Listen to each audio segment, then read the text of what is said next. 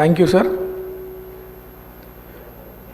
Sir, health policy పైన మాట్లాడడానికి అవకాశం కల్పించినందుకు ధన్యవాదాలు తెలియజేస్తూ, సార్ నేను హైదరాబాద్లో పుట్టి పెరిగిన వాడిగా నా చిన్నతనం ఒక 10 years అంటే అరౌండ్ 94-95 ఆ ఇయర్స్లో చూసినటువంటి హైదరాబాద్కి ఇప్పుడున్నటువంటి హైదరాబాద్కి ఏమాత్రం పోలిక లేదు స్పీకర్ సార్. నేను 2000లో ఇంటర్మీడియట్ జాయిన్ అయిన ఉంటే విజ్ఞాన్ కొండాపూర్లో. ఆ సమయం 98లో హైటెక్ సిటీ ఫామ్ అయింది. 2 years ఆ రూట్లో నేను ట్రావెల్ చేస్తూని ఇప్పుడున్నటువంటి హైటెక్ సిటీ కూడా ఆ రోజంతా కూడా ఖాళీ ప్రాంతం స్పీకర్ సార్. సింగిల్ రోడ్డు, ఆ కొండాపూర్ జంక్షన్లో బాటిల్ నెక్ ఉంటుండే, ఒక వెహికల్ పోతే కానీ ఇంకో వెహికల్ రాదు. మేబీ ఆ రోజు నాయకులకి ఓఆర్ఆర్ పైన ఆలోచన కూడా లేకపోవచ్చు. అప్పటి నుండి ఆ తర్వాత వచ్చినటువంటి ఐటీ కంపెనీస్, ఐటీ పార్క్స్ కావచ్చు, ఫార్మా కంపెనీస్ కావచ్చు, and various industries, factories, so నగరం అంతా కూడా విస్తరిస్తూ అప్పటి నుండి ఇప్పటికీ 3 to 4 times ఈ సిటీ ఎక్స్పాండ్ అవ్వడం మనం చూస్తూ ఉన్నాం స్పీకర్ సార్. అండ్ అట్లానే లక్షలాది ఉద్యోగాలు వచ్చినాయి, న్యూ కాలనీస్ వచ్చినాయి, హై రైజ్ స్ట్రక్చర్స్ వస్తున్నాయి, గేటెడ్ కమ్యూనిటీస్ వస్తున్నాయి.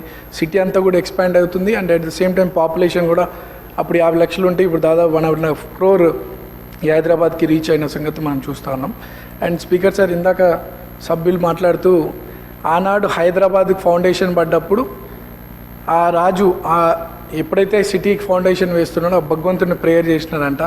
ఏమని అంటే, ఈ నగరం అంతా ప్రజలతో నిండాలి, చెరువులో చేపలు ఎంత సమృద్ధిగా ఉంటాయో ఈ నగర జనాభా కూడా అంత వృద్ధి చెందాలని చెప్పి ఆయన ప్రే చేసినారంట.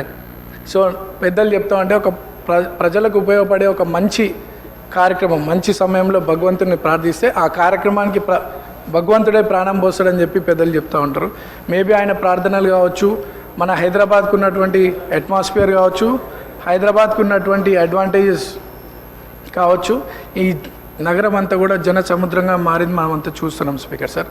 సో 4 కోట్ల మంది ఉన్నటువంటి తెలంగాణలో ఈ హైదరాబాదు పరిసర ప్రాంతాల్లో దాదాపు 2 crores మంది ఇక్కడ నివసిస్తూ ఉన్నారు. సో ఈ హైదరాబాద్ ఇంతమంది జనాభాని హక్కున చేర్చుకున్నందుకు ఒక హైదరాబాద్ బిడ్డగా, హైదరాబాద్ వాసిగా, ఒక హైదరాబాద్గా ఎంతో హ్యాపీగా ఫీల్ అవుతూ స్పీకర్ సార్, ఈ ప్రపంచంలో పాపులర్ సిటీస్ అండ్ ఏ నగరమైనా, ఏ నాగరికత అయినా అలాంగ్ ద రివర్ సైడ్ బాగా అభివృద్ధి చెందినటువంటి విషయం చూస్తూ ఉన్నాం మనము.